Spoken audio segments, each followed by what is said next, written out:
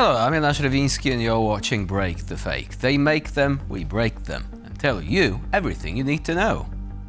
Okay, so here is a somewhat predictable fake number one today.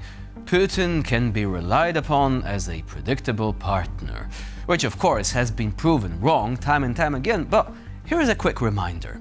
Remember how US President Donald Trump said that he had spoken with Vladimir Putin and allegedly agreed on a temporary ceasefire with respect to the energy sector, so that ordinary people in Kiev would not simply freeze to death? Well, apparently Russia has a rather flexible approach to timelines, which got quite a few people confused in the process. My relationship with President Putin would give us a, much easier road, but there's tremendous hatred between Zelensky and Putin. Tremendous hatred. I mean, it's a shame, but it's taken longer than we thought. I did call up President Putin, and he's agreed. He's put it out to. They have the same cold wave that we do. Maybe different because it's pretty far away, but it's the equivalent. And Ukraine's a very cold country. It's much colder than us. It's colder than, they say, on average, it's Canada or colder. And on top of that, they have a tremendous cold wave. And I asked him if he wouldn't shoot for a period of 1 week, no missiles going into Kiev or any other towns, and he's agreed to do it. So it's something. 1 week? Well, we'll see about that in a moment. You see, the timing here is crucial.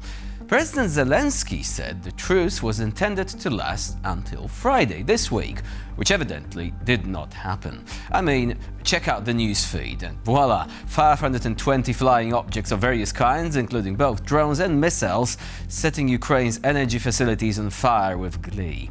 Now, according to Zelensky, this is a truce violation.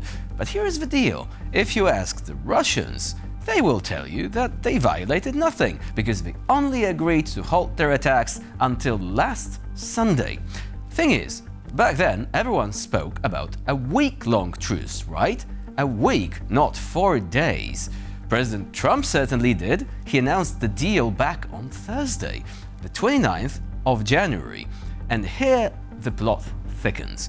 Because if the truce was supposed to last a week since then the deadline would have been this Friday, just like President Zelensky says. However, the Russians, earlier on, said they only agreed for a pause until the 1st of February. So, based on their timeline, they kept their word. And this is also what Donald Trump said just now.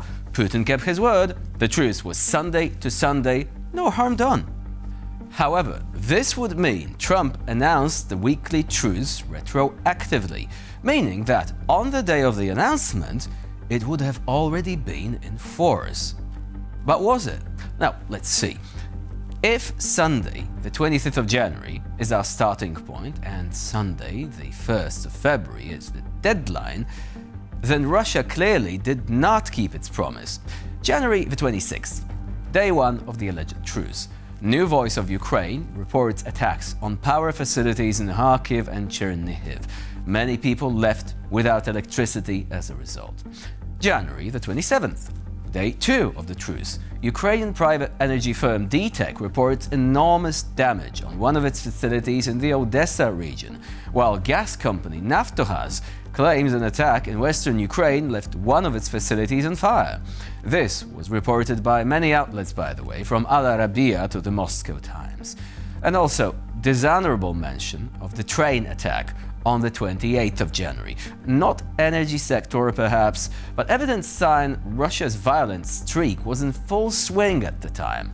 So even a cursory glance at the timeline tells us the truce was either not there at all or was being violated by Russia before it was announced by Trump on Thursday, the 29th of January.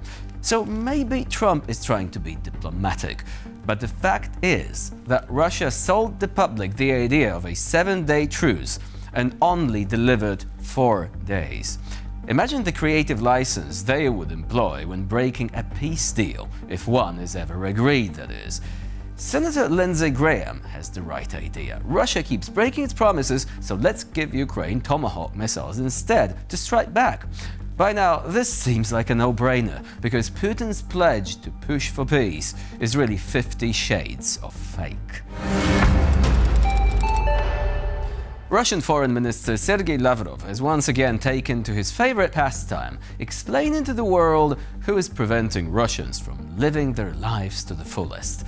This time, European politicians have come under fire, because according to Russia's top diplomat, they have sacrificed their own interests for the sake of the Ukrainian regime. Oh, here we go again. As always, the logic is simple and elegant. If it weren't for Europe, there would be no problems. If it weren't for Europe, the US would be friends with Russia. If it weren't for Europe, Donald Trump would probably already be sitting with Putin at his dacha, dividing the world into spheres of influence. According to Lavrov, it was support for Ukraine that caused the deterioration of relations between the European Union and Trump. That is, it was not American domestic policy, not election cycles, not Trump himself, but the insidious Europeans who once again drove a wedge between the partners. Сергей Викторович, здрасте. А можно вас про отношения США и Европы спросить? Всех на Пескова, а на меня сам вышел. Там такое происходит, и они что, европейцы вообще себя в ловушку загнали, получается, полностью, отрезав все контакты с Россией, а теперь полностью зависит от США, которая, собственно, делает с ними то, что делает. Но это не наш вопрос. Как говорится, если получаешь удовольствие, то это твоя проблема. Вот как в случае с большинством европейских элит. Они свои интересы поменяли на интересы украинского режима и всячески используют этот режим, чтобы воевать против России, уже не скрывая, и готовятся к войне напрямую со своим участием. Но, наверное, тогда к ним отношение будет такое. Lavrov paints a picture in which Europe is a kind of eternal provocateur, deliberately supporting Ukraine in order to spoil Russia's mood. Not because Russia has destroyed Ukrainian cities, killed civilians, and blackmailed pretty much everyone around with nuclear weapons. No, just on principle, apparently. They are jealous. Well, the Kremlin can rest assured, as long as the EU, the US, and Ukraine exist, Russian propaganda will always have a ready-made list of culprits. And this is probably the only stability they have managed to preserve. The Russian state is confidently striding towards a bright future, albeit one reminiscent of 1937, but with Wi-Fi included. In the Moscow metro and soon in the St. Petersburg metro, passengers are being offered a new service: smartphone checks. The official explanation is classic and universal, for safety and comfort. Comfort, however, not for passengers, but for those who really dislike it when citizens think, read, and God forbid, talk to one another without supervision.